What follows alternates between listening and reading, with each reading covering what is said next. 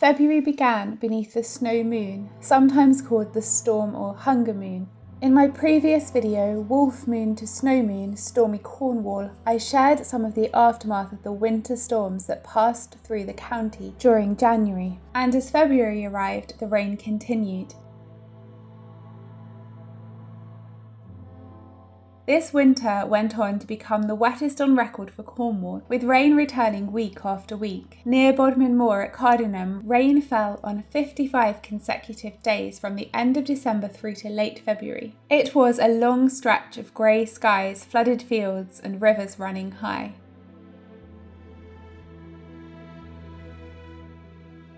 Even though the coastline has felt bleak in the mizzle and cold wind, and much of the wildlife seems to be in hiding, there is always someone to be found if you look closely.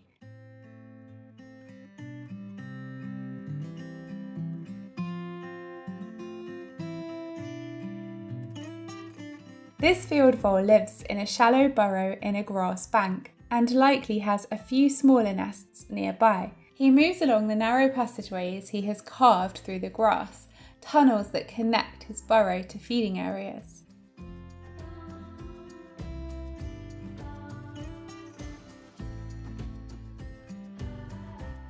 At this time of year, he feeds mostly on grasses and tender shoots. Field voles have orange teeth by design. The iron in their enamel gives them their colour and keeps them strong and sharp for constant gnawing.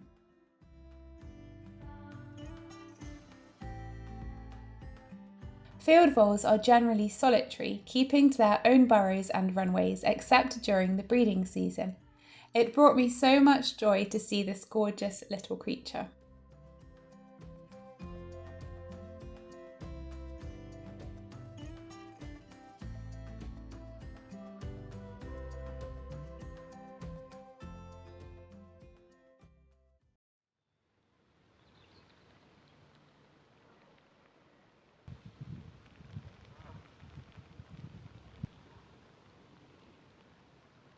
It is so peaceful here. I've taken a drive to a river, and aside from the Canada geese, it is just very, very quiet here, and it's mizzling, but it's just so lovely to be here. Just getting outside, getting away from the screen, it just does wonders for the soul.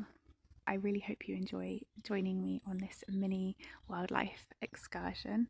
I will stop talking now and try to get some of the nature sounds around me.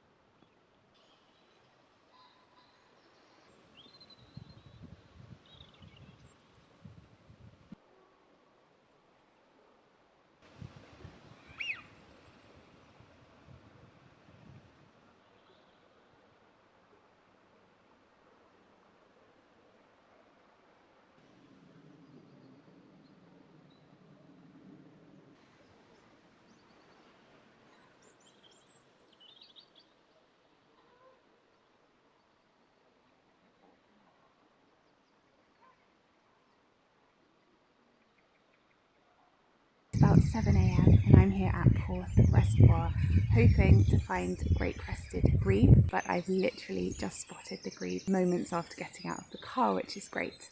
It was mizzling on the way over this morning and it still is now, It's very dark and gloomy, so I just tried to film the group, but it's a little bit too dark still. I came early because I'm really hoping to see a great crested grebe courtship ritual.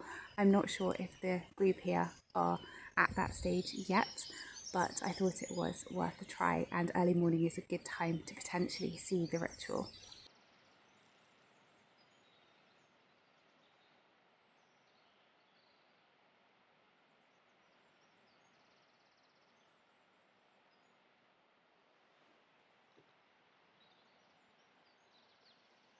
I've been following them up and down past this sort of row of foliage here because they keep appearing each side of it.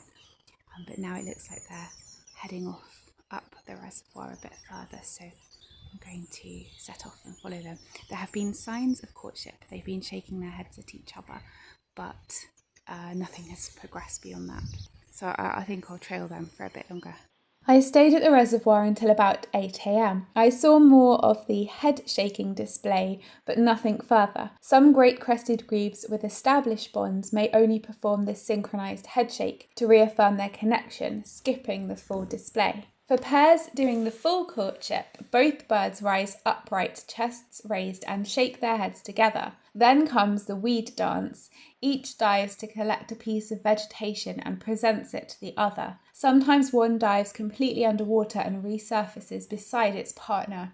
I'll definitely be back again to see if I can catch either of the pairs I saw perform the full courtship ritual. Native Americans called this last full moon of the winter the worm moon because it signalled that the soil was starting to thaw and earthworms were beginning to appear. I watched the worm moon rise over Cornwall, softening from fiery orange to pale yellow. Spring will soon be here.